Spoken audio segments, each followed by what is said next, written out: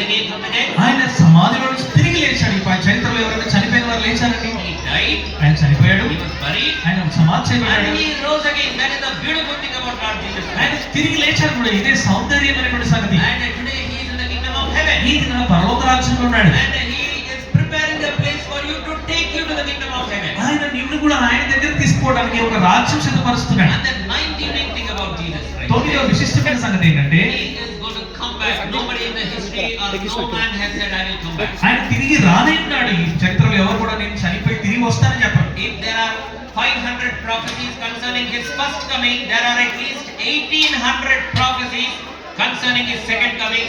Jesus is coming back into this world. యేసు వారు మొదటిసారిగా అందరిని రక్షించు కొరకే వస్తాడని 500 మాటలు చెప్పబడితే తిరిగి ఆయన చనిపోయి సమాధి చేయబడి తిరిగి లేచి వస్తాడని చెప్పినటువంటి మాట 1800 సార్లు రాయబడింది. If you are a child of God, ఒకవేళ నీవు దేవుని బిడ్డవైతే, if your sins are forgiven, నీ పాపాలు క్షమింపబడి ఉంటే, he is coming so that he may take you to be with him forever and ever into the kingdom of heaven. ఆయనతో కూడా నిరంతరం ఉన్నట్టుగా ఆ రాజ్యాన్ని తీసుకోవడానికి ఆయన తిరిగి రానయ్యాడు. Heaven is such a beautiful place, such a real place. పరలోకం ఎంతో సౌందర్యమైనటువంటి నిజమైన స్థలం. There is no sorrow, ఎలాంటి దుఃఖం ఉండదు అక్కడ. there is no death, అక్కడ మరణం ఉండదు, there is no pain, అక్కడ బాధ ఉండదు, there is no guilt, అక్కడ నేరారోపణ ఉండదు, and people don't cheat one another. ఒకరినొకరు మోసం చేసుకోరు. There is only peace, joy, happiness. There is no sun or moon. Jesus Christ will be the brightest and he will be with you forever and ever. కేవలం సమాధానం, ఆనందం, సంతోషం మాత్రమే ఉంటుంది. అక్కడ శాంతి, సమాధానం నెలకొల్పబడినటువంటి స్థలం అది. And you have to be in that place. నీవు ఆ స్థలంలో ఉండాలి. And that is why Jesus left that place, came into this world, lived for